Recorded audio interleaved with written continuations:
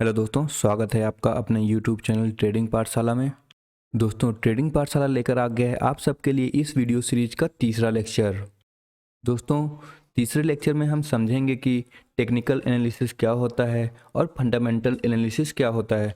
दोस्तों, हमारा main focus अभी टेक्निकल एनालिसिस पे रहेगा। दोस्तों, फंडामेंटल एनालिसिस के लिए एक इसी सीरीज में एक अलग सेगमेंट होगा, उसमें हम फंडामेंटल एनालिसिस डिस्कस करेंगे। तो दोस्तों, टेक्निकल एनालिसिस में हम समझेंगे सबसे पहले कि कैंडलस्टिक होता क्या है, सपोर्ट रेजिस्टेंस क्या होता है, इसको कैसे ड्रॉ करते हैं, और ट्रेंड लाइन क्या होता है और इसको भी कैसे ड्रॉ करते हैं दोस्तों। और दोस्तों, इस पे मैं कुछ ट्रेडिंग आइडियाज़ देने वाला हूँ, मतलब कि कैसे ट्रेड करते हैं और ट्रेड करने के लिए क्या रूल्स होने चाहिए। तो दोस्तों, अगर आप इस चैनल पर नए हैं तो हमारे चैनल को सब्सक्राइब करें और बेल आइकन को जरूर प्रेस करें, क्योंकि ट्रेडिंग पाठशाला आप सबके लिए बहुत ही इंटरेस्टिंग वीडियोज लेकर आने वाला है, तो उन सभी वीडियोज की आपको ताज़ा अपडेट मिलती रहे। तो दोस्तों, चलिए देखते हैं कि टेक्निकल एनालिसिस क्या होता है। दोस्तों, जो टेक्निकल एनालिसिस बतलाता है वह कहता है कि हिस्ट्री रिपीट इटसेल्फ, मतलब इतिहास अपने आप को दोहराता है।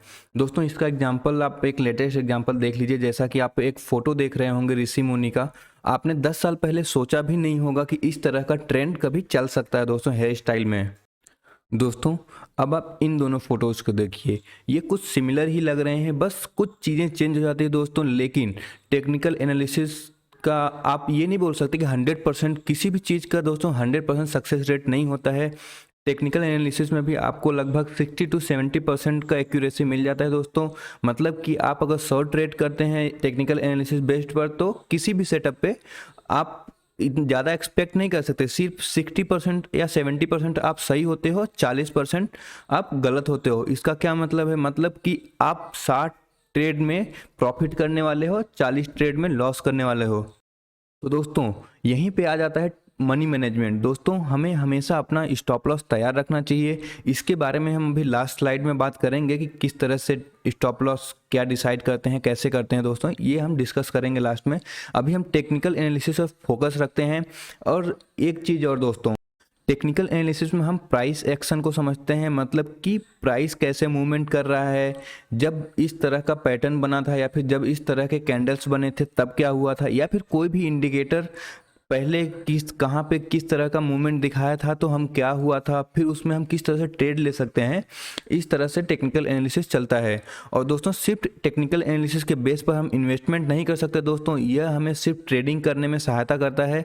क्योंकि हमें ट्रेडिंग करने के लिए कंपनी के बैकग्राउंड से ज़्यादा मतलब नहीं होता है दोस्तों, हमें सिर्फ उस कंपनी के स्टॉक में वॉल्यूम चाहिए और वॉलेटिलिटी चाहिए दोस्तों।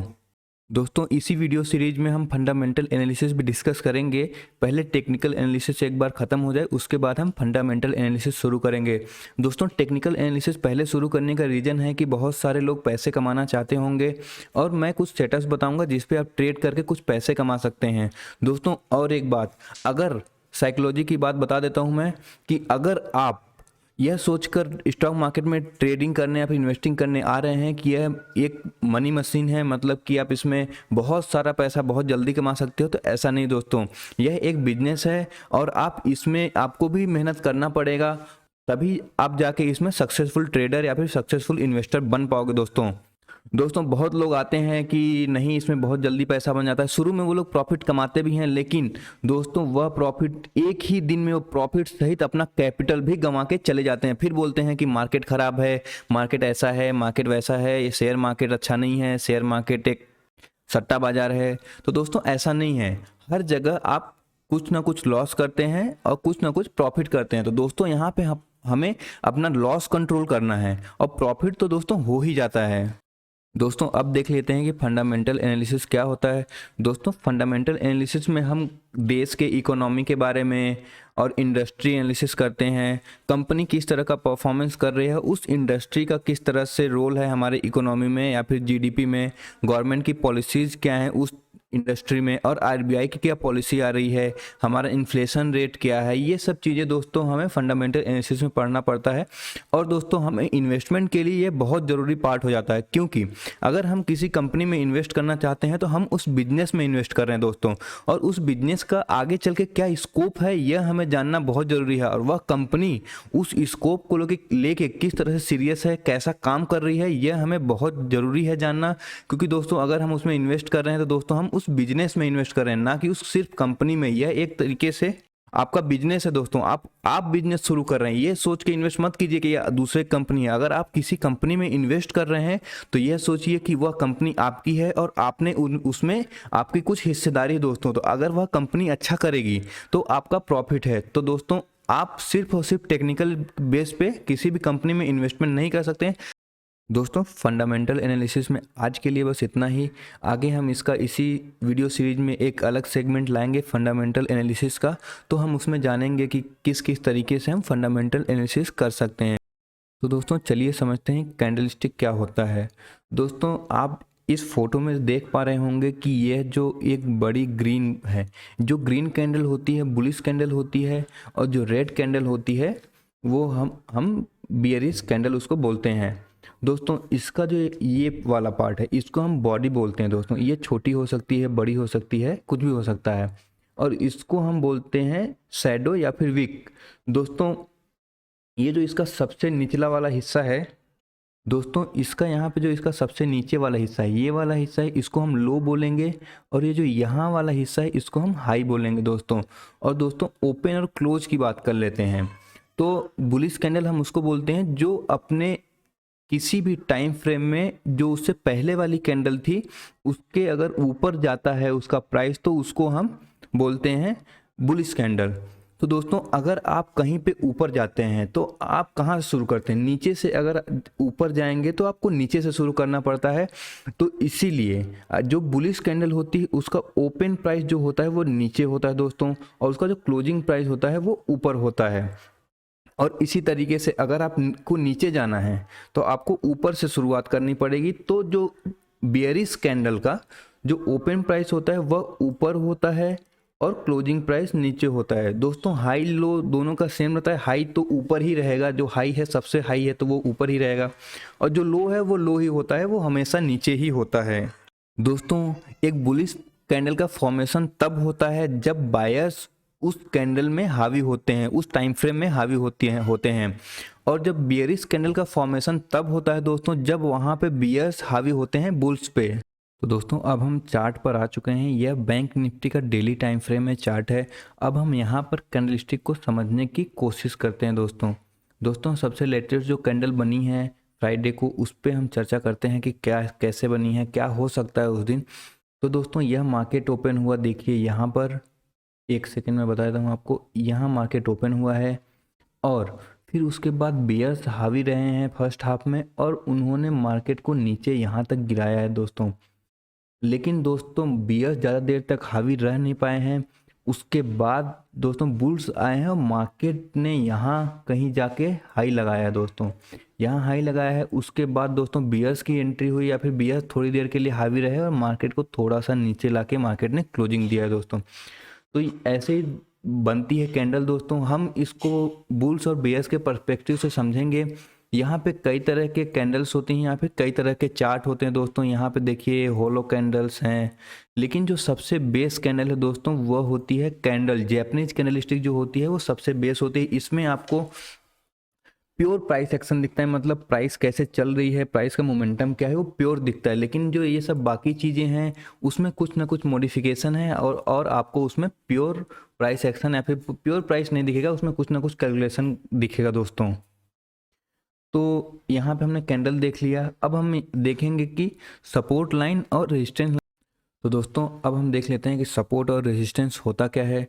दोस्तों जो टेक्निकल एनालिसिस्ट होते हैं वह सपोर्ट और रेजिस्टेंस को एक लेवल फाइंड आउट करने के लिए यूज करते हैं। मतलब कि जो सपोर्ट होता है दोस्तों तब ड्रॉ किया जाता है जहां से एक मार्केट स्विंग बनाए, मतलब मार्केट ऊपर से नीचे की तरफ आ रहा है और वहां से मार्केट एक स्विंग बनाया है, तो जो वह स्विंग का जो लो होगा या फिर जो क्लोजिंग होगा उसको हम सपोर्ट की तरह ड्रॉ करेंगे। और जो रेजिस्टेंस का होता है दोस्तों, जैसे कि अब मार्केट ऊपर जा रहा है और फिर मार्केट ऊपर से नीचे की तरफ मुड़ना शुरू हो गया है, तो जो उसका अपर स्विंग होगा वहां पर हम रेजिस्टेंस ड्रॉ करेंगे। मतलब कि अगर मार्केट वहां पर जाता है तो दोबारा से मार्केट गिर सकता है, या फिर अगर मार्केट उसको क्रॉस करता है तो और तेजी पकड़ सकता है। उसी तरह से सपोर्ट के दोस्तों है कि नीचे अगर मैंने जो सपोर्ट ड्रॉ कर दिया है वहां पर मार्केट दोबारा आता है तो मार्केट के दोबारा ऊपर उठने के चांसेस बढ़ जाते हैं, या फिर अगर उस सपोर्ट को यह मार्केट तोड़ देता है तो फिर मार्केट में और गिरावट हो सकती है। दोस्तों अब हम चार्ट्स पे चलेंगे और वहाँ पर देखेंगे कि सपोर्ट और रेजिस्टेंस हम कैसे ड्रॉ करते हैं। तो दोस्तों चलिए अब समझते हैं कि हम सपोर्ट लाइन और रेजिस्टेंस लाइन कैसे ड्रॉ करते हैं। चलिए हम बैंक निफ्टी के चार्ट में ही देख लेते हैं। ये डेली टाइम फ्रेम लगा हुआ है दोस्तों। अब मार्केट हमारा यहाँ पे चल रहा है दोस्तों, देखिए, ये देखिए।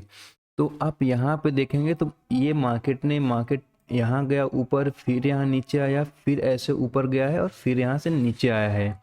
तो आप यहाँ पे स्विंग देखेंगे कि स्विंग कहाँ कहाँ है दोस्तों। ये देखिए, पहले मैं इसको थोड़ा सा हटा लेता हूँ, कवर कर रहा है हमारे चार्ट को। तो अब यहाँ पे देखिए एक स्विंग तो ये रहा दोस्तों। तो ये जो हमारा ये हाई है, इस पे हम एक लाइन ड्रॉ कर लेंगे।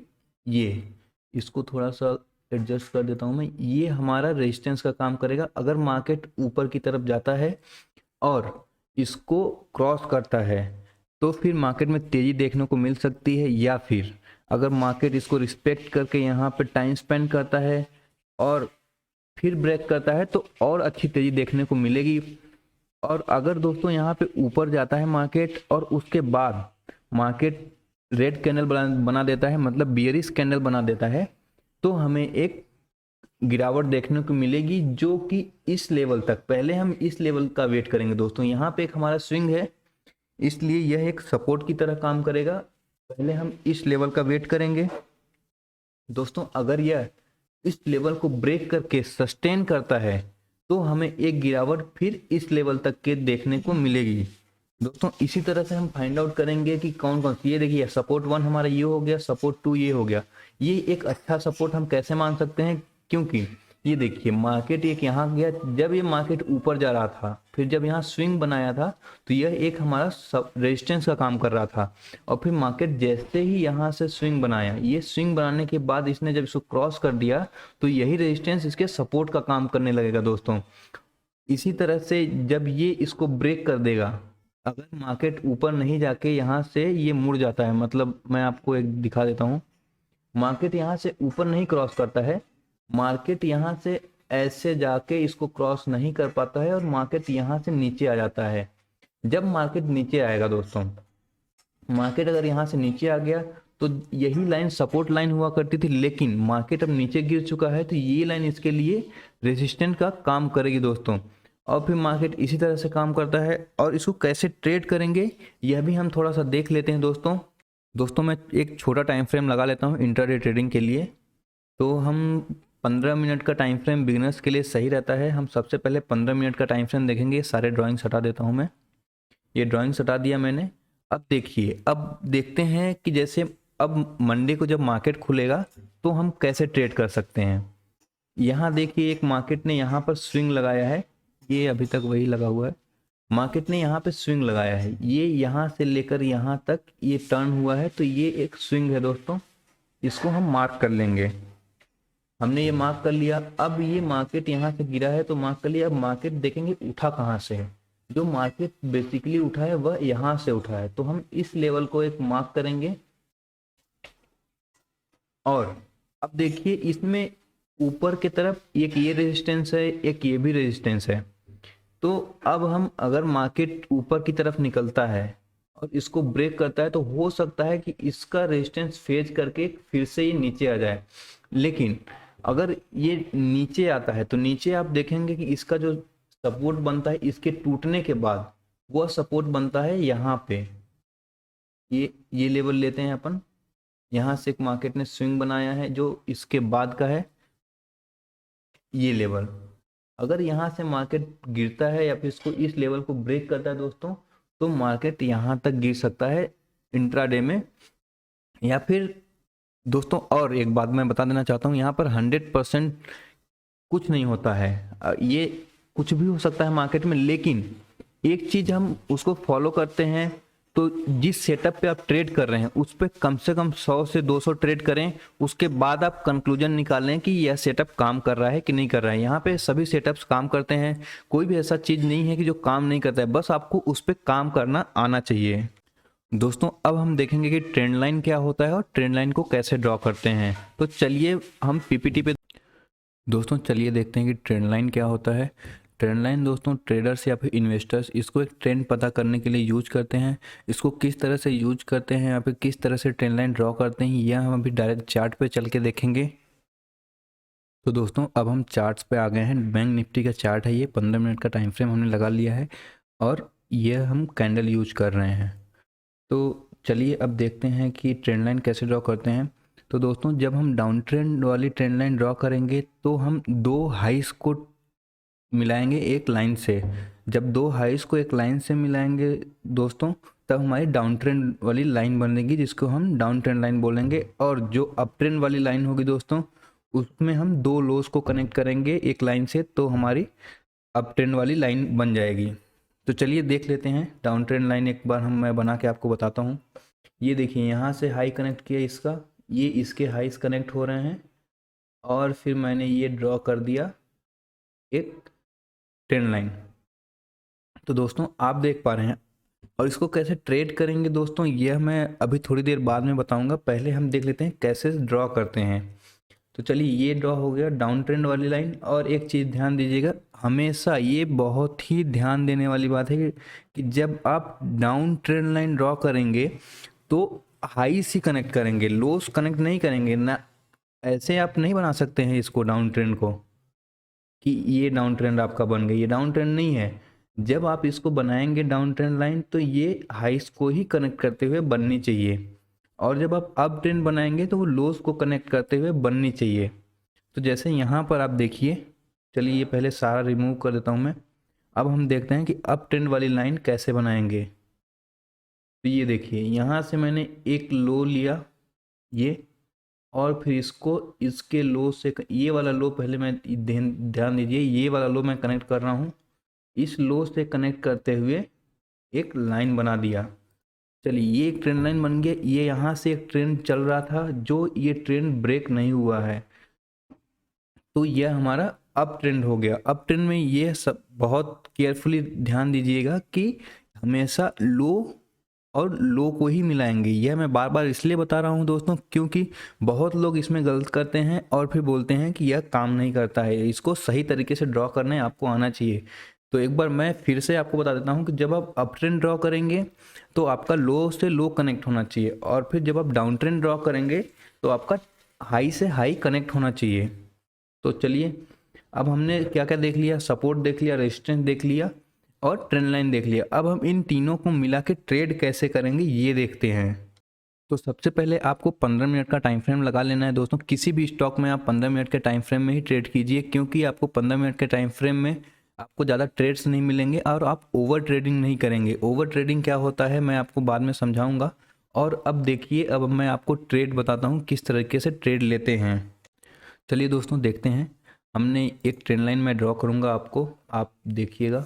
ये यहाँ से मैंने हाई लिया इसका और फिर इनके हाई से मिलाते हुए एक ट्रेंड लाइन ड्रॉ किया। दोस्तों यहाँ पे एक बार आप देखेंगे कि यहाँ पर एक बार ब्रेकआउट तो हुआ है, लेकिन रेड कैंडल के साथ में इसने क्लोजिंग दिया है।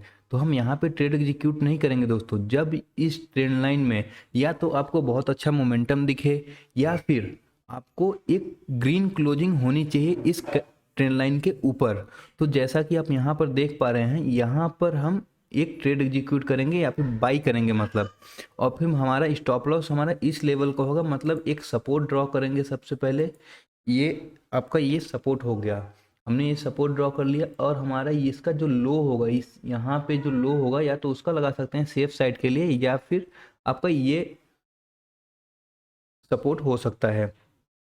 तो हमने ये सपोर्ट लाइन ड्रॉ कर ली। और फिर आपका टारगेट क्या होगा दोस्तों, आपका टारगेट ये होना चाहिए। यहाँ से ये ऊपर गया है, फिर यहाँ से गिरा है, तो ये एक तरह से पहले सपोर्ट काम कर रहा था। जब इसने इसको ब्रेक किया तो यह एक रेजिस्टेंस बन चुका है। तो हम यहाँ पे इसका ये लाइन जो हमारा होगा, ये हमारा टारगेट होना चाहिए दोस्तों, क्योंकि ये रेजिस्टेंस का काम कर रहा है। तो यहाँ से ब्रेक हो सकता है। आप एक बात और ध्यान रखिएगा कि आप कभी भी किसी भी ट्रेंड में उसका हाई और लो नहीं पकड़ सकते हैं। तो हमेशा अपना स्टॉप लॉस तैयार रखिएगा और हमेशा टारगेट तैयार रखिएगा। पहले आप स्टॉप लॉस डिसाइड करेंगे। ट्रेड लेने से पहले आपको स्टॉप लॉस पता होना चाहिए कि अगर मैं इस ट्रेड में घुस रहा हूँ तो इस ट्रेड में मेरा कितना रिस्क इन्वॉल्व हो रहा है, वो आपको पहले से डिसाइड करना पड़ेगा। तो यहाँ पर देखिए मार्केट ऊपर तो गया लेकिन धीरे धीरे नीचे आना शुरू हो गया। तो अब यहाँ पे कुछ लोग डर जाएंगे दोस्तों, कुछ लोग होंगे कि इसमें डर के मारे निकाल देंगे कि नहीं ये अब नीचे आना शुरू हो चुका है और ये अब गिर सकता है। तो दोस्तों आपको ऐसा नहीं करना है। आपको अगर आप ट्रेड में एंट्री लिए हैं तो या तो आप स्टॉप लॉस देंगे या फिर आप अपना टारगेट लेंगे। ये बीच में निकलने वाला सिस्टम नहीं होना चाहिए दोस्तों। और आपको एक पेपर ट्रेडिंग कहाँ कर सकते हैं वह मैं आपको बताऊंगा। तो ये कोई भी स्टॉक आप ले लीजिएगा या फिर कुछ भी ले लीजिएगा, स्टॉक्स ले लीजिएगा, इंडेक्स ले लीजिएगा। इंडेक्स आप पेपर ट्रेड में ट्रेड नहीं कर पाएंगे, उसका फ्यूचर ट्रेड करेंगे। सबसे अच्छा है कि आप कोई भी एक स्टॉक ले लीजिए, उसमें आप 15 मिनट टाइम फ्रेम लगा लीजिए और फिर उस पे सपोर्ट रेजिस्टेंस फाइंड कर लीजिए। फिर उसके बाद एक ट्रेंड लाइन अगर मिल जाए तो वो ड्रॉ कर लीजिए और फिर जब ये ब्रेक करे तो इसके ब्रेकआउट पे आप ट्रेड ले सकते हैं। सपोर्ट के और रेजिस्टेंस के ब्रेकआउट पे आप ट्रेड ले सकते हैं। दोस्तों एक चीज़ और मैं बता देना चाहता हूँ कि अगर कोई भी स्टॉक या फिर कोई भी इंडेक्स वहाँ पे अपने सपोर्ट पे टाइम बिता रहा है या फिर रेजिस्टेंस पे टाइम बिता रहा है तो एक अच्छा सिनेरियो है ट्रेड लेने का। आपको एक छोटा स्टॉप लॉस मिल जाएगा और एक अच्छा टारगेट मिल जाएगा। उस टाइम पे अगर ब्रेकआउट होता है दोस्तों तो एक बहुत ही अच्छा टारगेट मिलता है। जैसे कि आप देखेंगे यहाँ पे, देख लीजिए यहाँ पे आप एक बार देख सकते हैं। इसको मैं ऊपर लेके आता हूँ। यहाँ पे एक आपने हाई बना लिया, इसका रेजिस्टेंस हो गया ये और ये हो गया सपोर्ट। तो दोस्तों जब इसने ब्रेक किया है यहाँ पर तो ये फिर नीचे नहीं आया है पूरा। आपको यहाँ एक अच्छा टारगेट 1:3 का टारगेट ये लग रहा है दोस्तों। एक और एग्जांपल आपको मैं बताता हूँ। चलिए यहाँ पे आइए आप, और यहाँ पे जैसे ही इसने यहाँ पे क्लोज दिया है, इसने इसका एक हाई है, इसको हम ड्रॉ कर लेंगे, इस पर एक लाइन बना लेंगे। ये हमारा रेजिस्टेंस हो गया और ये हमारा हो गया क्या, सपोर्ट हो गया। तो दोस्तों देखिए यहाँ पे थोड़ी देर टाइम स्पेंड किया है और फिर इसने इसको ब्रेक किया है। तो दोस्तों ये एक छोटा सा आपका एसएल लेगा और फिर इसने यहाँ पे फिर टाइम स्पेंड करना शुरू किया, फिर ऊपर की तरफ ब्रेकआउट दिया है। तो दोस्तों ये जब ये ब्रेकआउट आया है फिर आप दोबारा एंट्री करेंगे और आपका स्टॉप लॉस ये रहेगा। फिर जब दोबारा आपने एंट्री किया तो देखिए कितना अच्छा टारगेट दिया दोस्तों। 1:3 का टारगेट आपको यहाँ पे भी मिल गया है। तो दोस्तों इसी तरह से होता है, क्योंकि कोई भी सिस्टम आपका 100% एक्यूरेट नहीं होता है। वहाँ पे आपको कभी कभी लॉसेस भी होंगे। आपको बस अपना स्टॉप लॉस तैयार रखना है, लॉसेस कम करने हैं, प्रॉफिट ज़्यादा करना है। दोस्तों देखिए जब आप शुरुआत करते हैं तो हमेशा सबके साथ यही होता है कि वो प्रॉफिट तो करते हैं लेकिन वो प्रॉफिट जो होता है उसको छोटे में लेके निकल जाते हैं। मतलब प्रॉफिट कम लेते हैं और वो लॉसेस ज़्यादा लेते हैं। दोस्तों आप जब पेपर ट्रेड करेंगे तो आपको उतना प्रेशर नहीं आएगा। लेकिन दोस्तों जब आप पैसा डाल के ट्रेड करते हैं तो हर एक चीज़ आपके दिमाग पे इफ़ेक्ट करती है। मतलब कि अगर आपको प्रॉफिट दिखा रहा है तो भी वो आपके साइकोलॉजी पे असर करेगा, और जब आपके लॉसेस में जा रहे हैं तब भी आपके दिमाग पे वह असर करेगा। मतलब कि जैसे जब आपका प्रॉफिट होने लगता है तो आपको डर लगता है कहीं ये प्रॉफिट कम ना हो जाए और फिर आप वहाँ पे ट्रेड एग्जीक्यूट कर देते हो, मतलब निकाल देते हो उस ट्रेड को। तो ऐसा नहीं करना है। आपको या तो स्टॉप लॉस लेना है या तो अपना टारगेट लेना है दोस्तों। और टारगेट डिसाइड करेंगे आप सपोर्ट से और रेजिस्टेंस से, और आप जो ट्रेड लेंगे वो ट्रेंड लाइन ब्रेकआउट पे ट्रेड लेंगे। और इस तरह का जब सिनेरियो मिले आपको, इस तरह का जब सिनेरियो मिले तो आप जो सपोर्ट रेजिस्टेंस है उसके ब्रेकआउट पे आप ट्रेड ले सकते हैं। और दोस्तों स्टॉप लॉस और रिस्क टू रिवॉर्ड रेशियो आपको हमेशा हमेशा 1:2 या फिर 1:3 रखना है, क्योंकि आप लॉस करोगे तो वो लॉस आपको छोटा लेना है और प्रॉफिट आपको बड़ा लेना है। जिससे कि अगर आपको 10 ट्रेड में से 7-6 ट्रेड लॉस में भी जाए या फिर 5 ट्रेड भी अगर लॉस में जाता है, आप 5 ट्रेड सही करते हो और 5 ट्रेड गलत करते हो, फिर भी आप प्रॉफिट में ही रहोगे। और दोस्तों आप यहाँ पे एक लाइन देख रहे होंगे, ये हमारा 200 मूविंग एवरेज है। मूविंग एवरेज क्या होता है, जैसे कि आप मान लीजिए एक मूविंग एवरेज, जैसे आप समझ सकते हैं कि कोई भी एक जो स्पीड होता है उसका एक एवरेज है। जैसे आप गाड़ी चला रहे हैं मान लीजिए, तो आप कब समझेंगे कि गाड़ी तेज़ चल रही है। आप एक कोई स्पीड लिमिट रखे होंगे कि हम मेरी गाड़ी अगर इससे स्पीड से ज़्यादा जाती है तो मुझे समझ में आ जाएगा कि मैं तेज़ चला रहा हूँ। और उसी तरह से एक लिमिट होगी जो कि आपको बताएगी कि आपकी गाड़ी धीरे चल रही। मतलब एक रेफरेंस पॉइंट होता है जिससे आपको पता चलता है कि गाड़ी आपकी तेज़ चल रही है या फिर धीरे चल रही है। उसी तरह से हम 200 मूविंग एवरेज को हम एक रेफरेंस की तरह यूज करते हैं। अगर मार्केट इसके ऊपर है तो हम इसको समझते हैं कि मार्केट अप ट्रेंड में है, और फिर जब मार्केट नीचे आता है तो फिर हम एक समझते हैं कि मार्केट एक डाउन ट्रेंड में आ चुका है, वह अब कुछ दिन तक डाउन ट्रेंड में रहेगा, फिर हो सकता है वो अप ट्रेंड में चला जाए। तो इसी तरह से इसको आप ये 200 मूविंग एवरेज कैसे लगा सकते हैं, यहाँ आप इंडिकेटर्स पे आइए और यहाँ पे मूविंग एवरेज टाइप कीजिए या फिर एमए टाइप कीजिए। एमए जब टाइप करेंगे तो आपको एक मूविंग एवरेज मिल गया। अब मूविंग एवरेज के आप यहाँ पे सेटिंग पे जाएंगे, मूविंग एवरेज के सेटिंग पर आप आ चुके हैं और यहाँ पे देखिए लेंथ लिखा हुआ है। लेंथ दिखाता है दोस्तों कि आप कितने कैंडल्स का एवरेज चाहते हैं, मतलब ये हम 200 कैंडल्स का एवरेज ये ले लेते हैं और फिर ये लाइन ड्रॉ होगी दोस्तों। ये देखिए ये लाइन हमारी जो एवरेज है 200 क्या है, ये हमें दिखाता है 200 कैंडल्स जो बनी है उनका एक एवरेज प्राइस लेता है और फिर वह प्राइस आपकी ड्रॉ हो जाती है। और फिर जो आपका करंट प्राइस है अगर वह इस प्राइस से ऊपर है तो हम समझेंगे कि मार्केट तेज़ी में है, और फिर जैसे मार्केट इसके नीचे आता है तो हम समझेंगे कि मार्केट अब एक धीमी गति में आ चुका है या फिर मार्केट अब डाउन ट्रेंड में हो सकता है। जैसे कि यहाँ पे आप देखेंगे दोस्तों, यहाँ पर मार्केट इसके नीचे क्लोज तो हुआ है, लेकिन यहाँ पे फिर एक ब्रेकआउट आया, फिर ये नीचे आया, तो यहाँ पर इसने इसको ब्रेक किया है और फिर ऊपर निकल गया है। तो इसी तरह से इस पे आप ट्रेड नहीं कर सकते। इससे आप एक पता लगा सकते हैं कि मार्केट का सेंटिमेंट क्या है। इस पे आप मूविंग एवरेज पे कभी ट्रेड ना करें, यही मेरी राय रहेगी, क्योंकि मूविंग एवरेज पे एक मूविंग एवरेज पे आप कभी ट्रेड नहीं कर सकते हैं दोस्तों, या फिर अगर आप ट्रेड करेंगे तो आप उसमें लॉसेस ही करेंगे। यह मेरी पर्सनल राय है कि आप मूविंग एवरेज सिर्फ एक मूविंग एवरेज पे कभी ट्रेड ना करें। तो दोस्तों टेक्निकल में बस आज इतना ही। अब मैं आपको कुछ रूल्स बताऊंगा कि आप ये रूल फॉलो करके कैसे एक ट्रेडर बन सकते हैं और क्या क्या वह रूल है। चलिए हम पीपीटी पे चल के वह देख लेते हैं। दोस्तों चलिए अब हम रूल्स देख लेते हैं कि हमें कौन कौन से रूल्स फॉलो करने चाहिए। दोस्तों सबसे पहला रूल आता है कि आप कोई भी ट्रेड करने से पहले आप उस ट्रेड को प्लान करेंगे। उसके जैसे आज आपका ट्रेड एक दिन ख़त्म हो गया तो अब आप देखेंगे कि कल मैं क्या ट्रेड कर सकता हूँ, और वह ट्रेड एग्जीक्यूट आप तभी करेंगे जब आपका वह पॉइंट आ जाए जहाँ पे आपने डिसाइड किया है ट्रेड लेने के लिए। मतलब कि अगर आपने डिसाइड किया है कि अगर कोई भी स्टॉक, जैसे मान लीजिए हम एग्जांपल लेते हैं, चलिए बैंक निफ्टी का एग्जांपल लेते हैं। यहाँ पे हम देखेंगे कि अगर आपने डिसाइड किया है कि मार्केट इसके ऊपर निकलेगा तो मैं बाई करूँगा, तो दोस्तों जब तक यह मार्केट इसके ऊपर नहीं निकलता है, इसके ऊपर नहीं निकलता है, तब तक आप अपना ट्रेड एग्जीक्यूट नहीं करेंगे।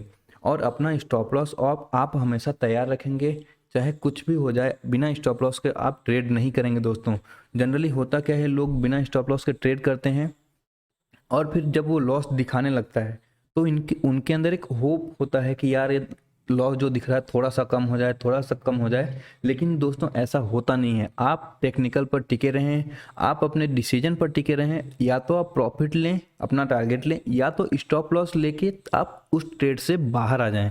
ऐसा आप होप करके नहीं बैठ सकते मार्केट में कि यार नहीं मार्केट गिर रहा है लेकिन क्या पता थोड़ा सा ऊपर चला जाए, क्या पता है ये और प्रॉफिट दे दे। नहीं, आप ऐसा नहीं करेंगे। आप डिसाइड किए हैं कि यह मेरा स्टॉप लॉस होगा, अगर मार्केट इससे नीचे आता है तो मैं अपना ट्रेड निकाल दूंगा। अब चाहे कुछ भी हो जाए, चाहे आपको भगवान भी आके बोलें कि बेटा रुक जा, यहाँ ट्रेड मत निकाल, अरे मार्केट ऊपर जाने वाला है, फिर भी आप नहीं रुकेंगे, आप अपना ट्रेड वहाँ पे निकाल देंगे और बाहर आ जाएंगे। दूसरा पॉइंट भी हम डिस्कस कर लिए कि हमें never trade without stop loss and target. दोस्तों सबसे पहले हम स्टॉप लॉस डिसाइड करेंगे, ये चीज़ का हमेशा ध्यान रखिएगा। ट्रेड में घुसने से पहले आप अपना रिस्क पता कर लें कि आपको इस ट्रेड में जाते समय रिस्क कितना है, उसके हिसाब से आप अपने ट्रेड में क्वांटिटी साइजिंग और कितना क्या करना है, स्टॉप लॉस कितना लेना है, वो आप डिसाइड कर लें पहले से कि कितना क्वांटिटी मैं लूँगा तो कितना लॉस हो सकता है, ये सब आप पहले से डिसाइड कर लें। और दोस्तों तीसरा पॉइंट होता है कि trade your plan not emotion. मतलब दोस्तों कि जब आप पैसा लगा देंगे तो आपको जब चार्ट देखेंगे तो आपको लगेगा नहीं अब खरीद लेना चाहिए, अब खरीद लेना चाहिए, मार्केट ऊपर निकल जाएगा, मुझे अब मेरा प्राइस नहीं मिल पाएगा, मैं कम प्रॉफिट में बाहर आ सकता हूँ। तो दोस्तों ऐसा नहीं करना है। आपने जो प्लान बनाए हैं आप उसी पर टिके रहिए, और जब वो आपका पॉइंट आए, यहाँ पे देखिए लिखा है वेट फॉर राइट अपॉर्चुनिटी। तो दोस्तों जब आपका समय आए अपने समय पे ही आप अपना ट्रेड एग्जीक्यूट करें।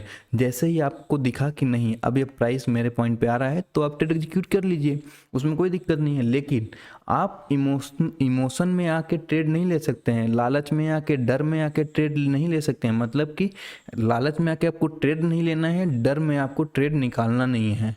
ये चीज़ें आप हमेशा ध्यान दीजिएगा। जब भी आपका टारगेट आए आप अपना टारगेट लेके निकल लीजिए या फिर स्टॉप लॉस ट्रेल कर लीजिए। ये स्टॉप लॉस ट्रेलिंग क्या होता है मैं बाद में बता दूंगा।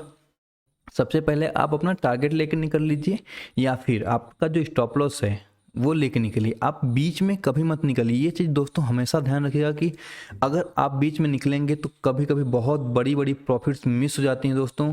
आप थोड़े से डर की वजह से या फिर थोड़े से उस पैसे को बचाने की वजह से आप बहुत बड़ी प्रॉफिट मिस कर दोगे। और दोस्तों इसके बाद पॉइंट आता है follow the process not profit and loss. मतलब कि आप जो प्रोसेस फॉलो कर रहे हैं, आप जिस सेटअप पे ट्रेड ले रहे हैं, आप उस सेटअप को टेस्ट करिए, कम से कम 100-150 ट्रेड कीजिए उस पे, तब आप कंक्लूजन निकालिए। ये बात मैं पहले भी बता चुका हूँ लेकिन एक बार और बता रहा हूँ इसीलिए क्योंकि बहुत लोग गलतियाँ करते हैं दोस्तों। तो आपको प्रोसेस को फॉलो करना है, प्रॉफिट और लॉस को फॉलो नहीं करना है दोस्तों। अगर आप प्रोसेस को फॉलो करेंगे तो आप एक दिन सक्सेसफुल ट्रेडर बन जाएंगे और आप एक दिन बहुत अच्छा प्रॉफिट जनरेट करेंगे स्टॉक मार्केट से। और फिर उसके बाद आता है money management is most important. तो दोस्तों पोजीशन साइजिंग, मनी मैनेजमेंट बहुत इंपॉर्टेंट है। अगर आपका सेटअप सही भी होगा और आप क्वांटिटी साइज गलत ले लोगे या फिर ज़्यादा ले लोगे अपने रिस्क से, तो फिर आपका वो लॉस देना शुरू करेगा। तो दोस्तों आप स्टॉप लॉस तैयार रखें और क्वांटिटी जो है उतना ही लें, क्योंकि आप रिस्क पर डे पहले डिसाइड कर लें कि आज मुझे कितना रिस्क लेना है। मतलब कि आज मैं कितना रिस्क ले सकता हूँ, तो और आपको आज कितने ट्रेड मिल सकते हैं, या फिर डेली 3 ट्रेड डिसाइड कर लीजिए कि आपको डेली 3 ट्रेड करने हैं। और आप अपना स्टॉप लॉस डिसाइड कर लीजिए कि इतना क्वांटिटी होगा और इतने पे लूँगा और इतने रुपए पे स्टॉप लॉस होगा तो मेरा कितना लॉस होगा, तो वो डिसाइड कर लीजिए। उसके बाद आप देखिए कि आपका रिस्क पर ट्रेड, रिस्क पर डे ये डिसाइड हो गया। उसके बाद आप ट्रेड में एंट्री कीजिए। उसके हिसाब से आपको सिनेरियो मिलता है तो आप ट्रेड कीजिए, और नहीं मिलता है तो ट्रेड मत कीजिए दोस्तों। आपको ज़बरदस्ती ट्रेड नहीं लेना है। और दोस्तों एक ट्रेडिंग जर्नल बनाइए आप। मतलब कि आप हिसाब किताब रखिए कौन से सेटअप पे आपने ट्रेड लिया है, कितना प्रॉफिट हुआ है उस सेटअप पे, कितना लॉस हुआ है। आप ये 100 ट्रेड 150 ट्रेड करेंगे, उस पर आप उसके बाद कंक्लूजन निकालेंगे कि क्या हुआ क्या नहीं हुआ, फिर उसके हिसाब से। और फिर ये सबसे लास्ट रूल जो है, फॉलो दीज रूल स्ट्रिक्टली। मतलब ये सब जो नियम है इसको आपको स्ट्रिक्टली फॉलो करना है दोस्तों। और आपको मैं एक चीज़ दिखा देता हूँ। वॉरेन बफेट जो दुनिया के सबसे अच्छे इन्वेस्टर माने जाते हैं, उन्होंने क्या कहा है स्टॉक मार्केट के बारे में। वो बोलते हैं कि हमें किसी जो बाकी दूसरे लोग हैं उनसे स्मार्ट होने की ज़रूरत नहीं है, हमें बस उनसे ज़्यादा डिसिप्लिन रहना है। इतनी सी बात अगर आपको समझ में आ जाएगी दोस्तों, तो आप स्टॉक मार्केट में बहुत ही अच्छा इनकम जनरेट कर सकते हैं। और एक चीज़ ध्यान रखें हमेशा, learning is most important than earning. दोस्तों यहीं पर मैं वीडियो समाप्त करता हूं। और अगर यह वीडियो आपको अच्छी लगती है, आपको कुछ नया सीखने को मिला, तो अपने दोस्तों के साथ शेयर करें जो लोग स्टॉक मार्केट में अपना कैरियर बनाना चाहते हैं या फिर स्टॉक मार्केट के बारे में जानना चाहते हैं। दोस्तों हमारे चैनल को लाइक करें, सब्सक्राइब करें। आपके लाइक करने से हमें बहुत मोटिवेशन मिलता है और हम आपके लिए ऐसे ही बहुत अच्छे अच्छे कंटेंट वाले वीडियोज लाते रहेंगे। तो दोस्तों थैंक यू, जय हिंद, धन्यवाद।